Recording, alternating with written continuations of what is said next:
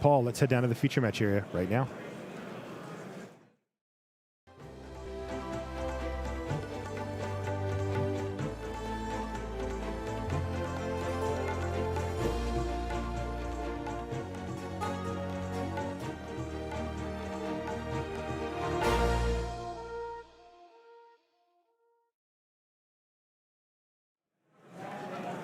Hello and welcome to coverage of Grand Prix Denver.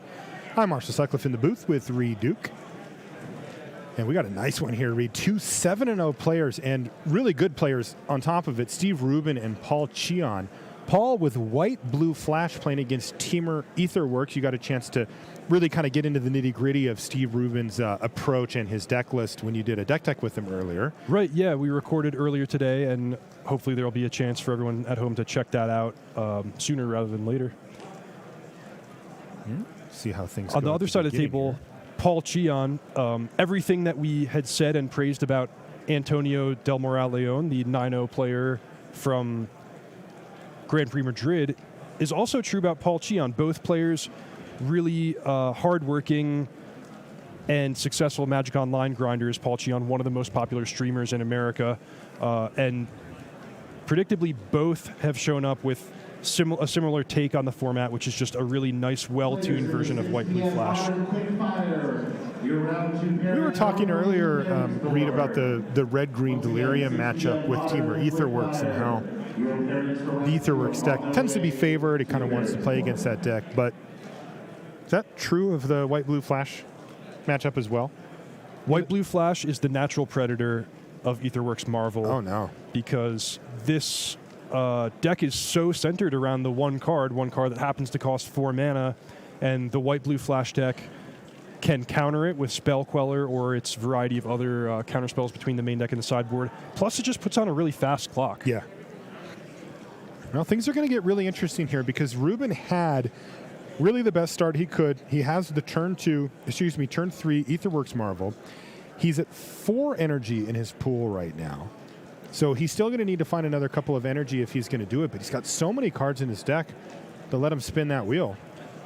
Yeah, this game is going exactly the way Steve needs it to go, which is that he stuck a Marvel in underneath the permission and now can use basically the whole rest of his deck to set up being able to activate it and hopefully hit an Emrakul.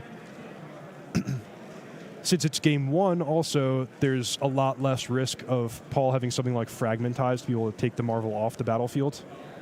Does he have those in the main? No, none in the main. I think only in the sideboard. Gotcha. Well, Paul's doing his darndest here to try to keep up. Ooh. Oh, and this is pretty brutal for him. He Spell Quellers away a Whirler Virtuoso, which does threaten to, put up a token to block the spirit, that kind of thing. But Steve wasn't finished yet. He's got a Harness Lightning. Interestingly, Steve has a funny decision. He could kill the Spell Queller and get back his Virtuoso, or he could just bank the energy and use his Etherworks Marvel. You can choose 0, right? Yeah, and Paul's put to a tough position because if he sacrifices the Selfless Spirit, that's exactly what Steve is going to do, is just bank the energy, activate the Marvel, no problem. And here we go. Let's see what he hits. This could decide the game if he hit something huge, but I do not believe that he did. Now, he can hit any spell and cast it for free. So, he's got a Chandra in there. He's got another Harness Lightning.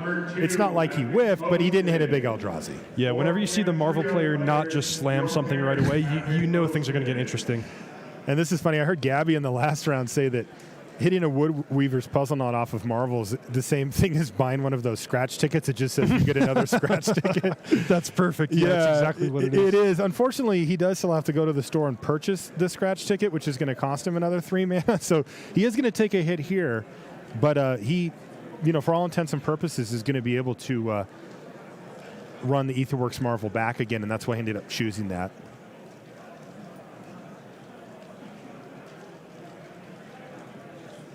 So Paul's got to be thinking, how can I close the game fast enough to give Rubin the smallest number of Marvel activations possible, but also mitigate the damage of the possible cards that Steve could hit off of activating the Marvel?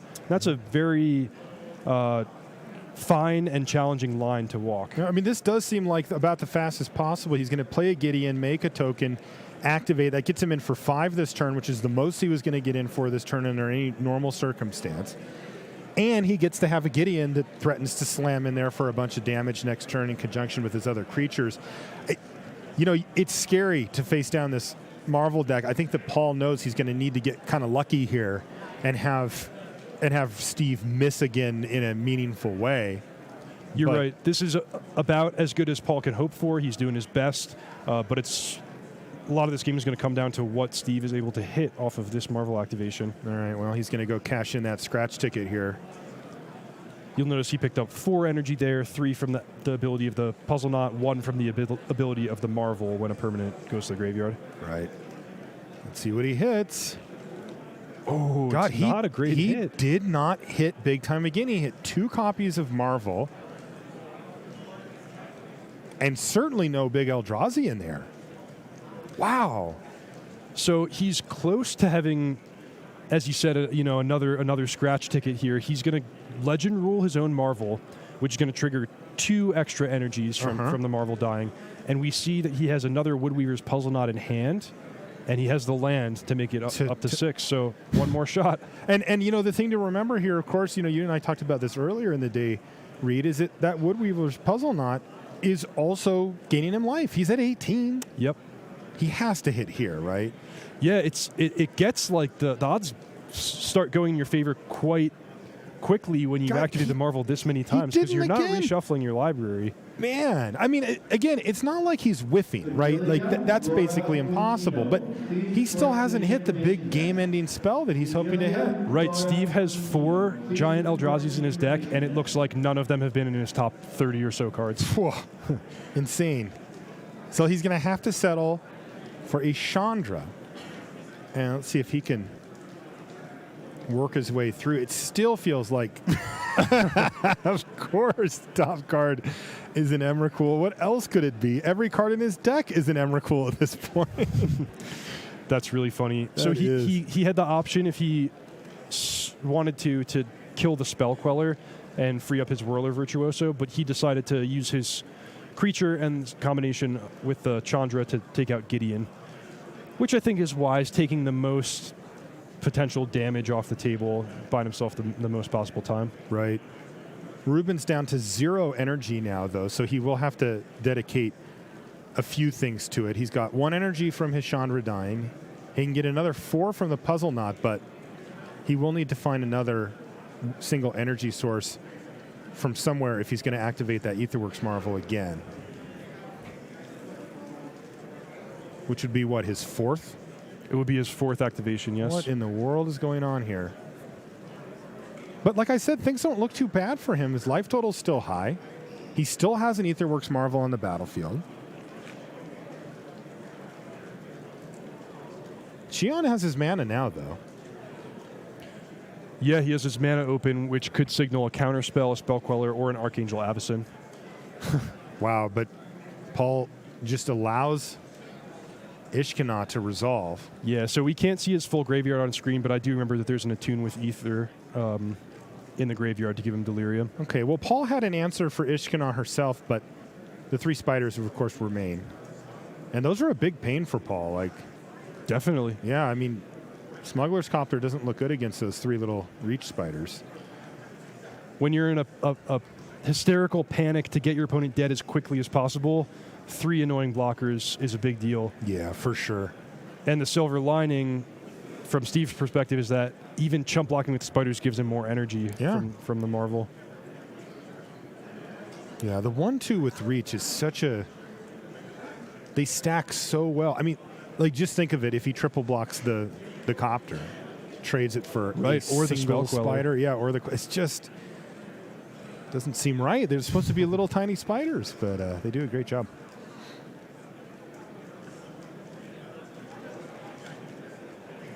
But Paul's going to continue to jam. He's going to attack with both of his flyers. Loot away an island. Okay. Spell Queller's going to get triple blocked. Steve would love to free up Whirler Virtuoso. Yeah. It would even come with the possibility of activating the Marvel again this turn, but looks like it's not to be. This allows the Spell Queller to survive, but does net Steve Rubin an energy.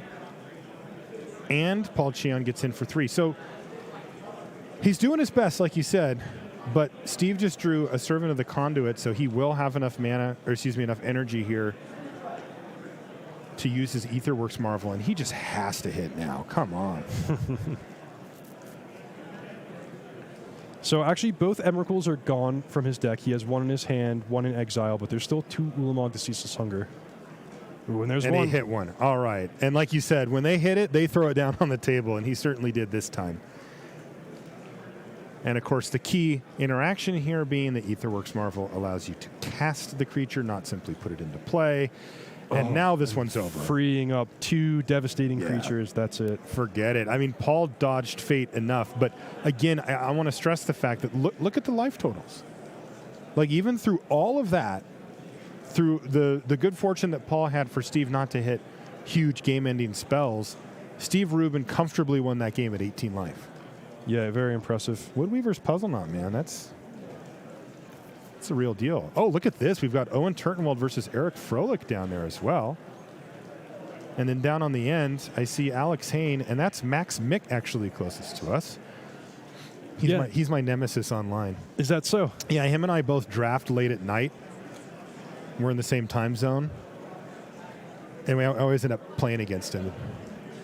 And he's a tough opponent. He gets you. 3 murders. I was like, Max, come on, man. Like, let's be realistic here. He just said, people kept passing me murders. No, he's a good player. He's also got a GP top 8, you'll remember, earlier in the Portland year. earlier in the season. Yep. That's right.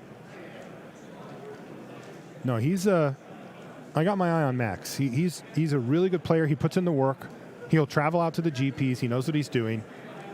And he's quite young, too. Yes.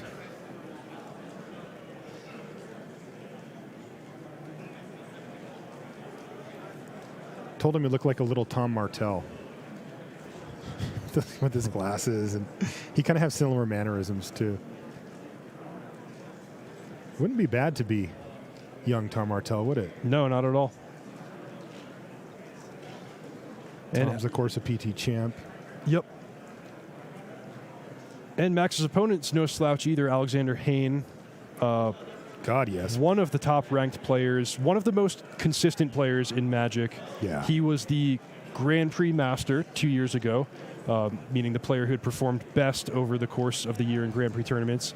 And last season, he had what I guess you would call an extremely quiet season without a lot of top 8 finishes. But he was, if you read between the lines, he was in the top 16, top 32 of basically every tournament he attended and finished just one slot outside making the World Championships. He's also a great personality. He's super funny. And also, I know a lot of players that would really let that get them down.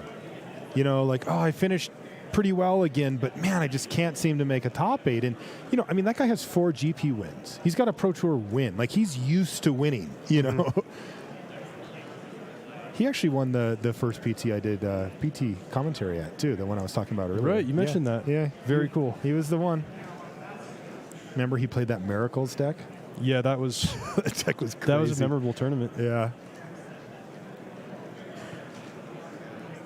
Pro Tour Avacyn Restored. That was also one of the very first, let me think, I can't remember. It was either the first or second tournament that we started calling the Pro Tours by their set name. Okay. Rather than just by the location. Which I think was kind of a clever and cool change that they made. Okay, so Steve Rubin scratched enough tickets there to get himself to 1-0 against Cheon, but that's going to put Paul in the play. With Blue Eye Flash in presumably a pretty good matchup, and now Rubin's on the mulligan as well. So the scale's starting to tip towards Paul Cheon, it seems. Yeah, I didn't get a great look at Steve's hand there, but that looked to me like a very disciplined mulligan. He had lands and an Aetherworks Marvel in his hand. Huh. Usually when I see people do that, they're often looking for something more specific. And this is game 2, so they know the matchup, and maybe he's got a particular plan in mind for the matchup. Oh, God, this is a sweet matchup, by the way. Eric Froelich versus Owen Turtenwald. Clash of the Titans. Really, just two of the game's best going at it here. These are like two of the two best technical players in the game. Mm-hmm. You got to love that. Yeah, absolutely. All right, well, I think our first match is now underway, so we'll pop back over. If we have time, we'll come and check in on this match. I am sad to leave it, but we've got a little storyline going here between these two. And once again, a perfect start for Ruben. In fact, he's even used up his mana on the first two turns after mulliganing it. Can he hit a Aetherworks Marvel on turn 3 again, or more importantly, would he even try had he had the option? Looks like he's got it in his hand. Was that it at the bottom there? Yeah. Yeah, this is a very good mulligan for Steve. Very good Is mulligan it possible that he's missing a land? Yeah, so he might have to slow himself down, take a turn off to use the Vessel if he doesn't draw a land. I hope he draws it, because I want to know if he just plays it or not. Like, if Paul says go. All right, well, now that changes everything. All right, now I want to see if he hits his land. No, he drew Ishkana. So now he's going to have to use the Vessel to go find a land. Ooh, almost bricked, but that was close. But Ether he hit Hub is just what the doctor ordered. Yeah, not bad at all.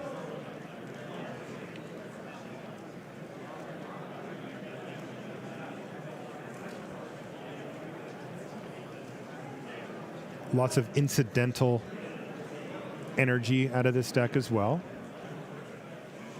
Not just Woodweaver's Puzzle Knots that are there, just to get you energy, but also Servant of the Conduit. You see here the Ether Hubs. He's got 4 energy. He even just used one of them. Yeah, he's doing fine. Mm-hmm.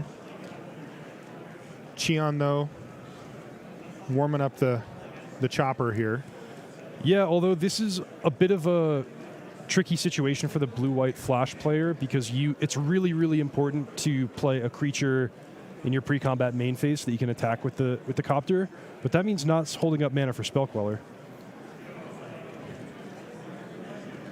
Okay, well, he's going to have to settle for Reflector Mage, putting one of the servants back in hand for Ruben, but now that the shields are down for Paul Cheon, Steve Ruben has the green light to just cast an Aetherworks Marvel. The question is, does he do it? It's interesting because, Paul could easily snap it off with a card like Fragmentize, and Steve does not have the requisite energy at the moment.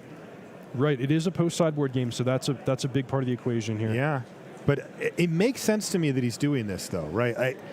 You got to take the chance to resolve it while the shields are down and force Paul to have one of the much more less common in his deck sideboard cards rather than, a Spell Queller, which he's happily main decking as many of as he can get his hands on. I think so, too. Yeah. But I think if I'm Ruben, I'm not shocked if this Marvel doesn't survive the turn here. But if it does, he's in full business mode because we know that Steve has another servant in his hand. Paul bounced it last turn with the Reflector Mage, and that'll get him the 2 energy he needs. And that could be a game winner. Wow, Paul's passed the turn. So he may be hoping to counter whatever Steve produces to try to get the last 2 energy. It's a tall order. Yeah, remember 2 turns ago, a Servant of Conduit was Reflector Mage. Right, so he knows about that one. He may counter this one, but even if he does, Steve Ruben has another copy of it in his hand. Oh, no, he doesn't have it at all. Paul Cheon just doesn't have a great draw here, it looks like, defensively speaking. Mm-hmm. And now Steve Ruben is sitting pretty with an Aetherworks Marvel and 6 energy. Here we go. Here we go. Whoop, that was an Emrakul. Ding. Wow, is that going to be it? That's probably it. I mean, this is going to absolutely savage Paul Cheon's board. Paul's likely going to lose the Smuggler's Copter as well as the Selfless Spirit. He may even lose the Reflector Mage if Steve Ruben decides to trade a creature off for it. And it's kind of game, right? Yeah, it's going to be a tough climb for Paul. I mean, he's got to answer the Emrakul and somehow dismantle the Aetherworks Marvel, all while Steve Ruben's controlling his next turn. Okay, well, there's a glimmer of hope here. A Stasis Snare on end step is going to take care of big Emrakul. Mm-hmm. But it still feels like havoc can be wrought here from Steve's perspective. Ooh, so fortunate to not have drawn an untapped land there, because if it was a sixth untapped land, Steve could cast Paul's Gideon and negate it. Oh, yeah, you're right. As it is, I don't think Steve really has that much that he can harm Paul with. I mean, he could attack with the Smuggler's Copter and see what he loots into, but the Copter, there's nothing to block it. The Emerald's gone. Right. I have seen some players play the Gideon and just make an emblem with it. Sure, that's an option. But I don't know if that's even good here. I don't know how important the Reflector Mage is to Steve Rubin. He could trade it for one of his servants if he desired. Yeah, so he could trade off the Reflector Mage and emblem the Gideon, and then hope that Paul does not draw another creature to crew the Copter. That does take care of everything that he can see at the moment. But man, if he does draw a creature, crew up the Copter, hit you for 4, 3-turn clock, and right now Rubin does need to take some time to build up a little bit more energy. I mean, it could just be one turn, but I'm curious if he'll play the Port Town. On the one hand, you don't want to give Paul extra mana for next turn. On the other hand, you don't want him to have a free card that he could loot away if he does draw a creature. Good point. He decided pretty not interesting, to. subtle play there. Yeah, that is. The other piece of the puzzle here, though, Reed, is that Steve has been sitting on an Ishkanah for a few turns, and he can cast it now. Yeah, and poor Paul only has negate, which can't answer it. And he also drew a Plains for his draw step on his extra turn, so... Yeah, this isn't looking great for Paul Cheon fans out there. Steve Rubin, the Destroyer, just running in here at 7-0 and up a game. And against what's supposed to be his worst matchup. Right, it didn't seem to slow him down much.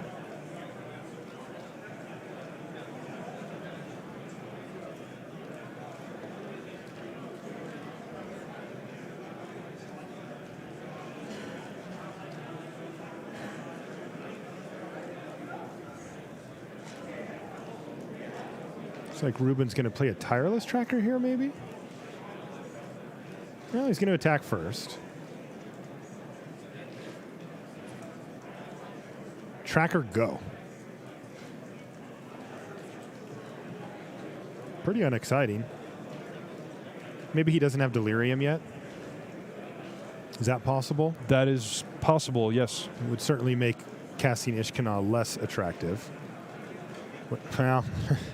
Hey, there's the Fragmentize. You know, honestly, it felt a little late, but at the same time, like, Rubin's board isn't so impressive that Paul just could never come back here, right? Right.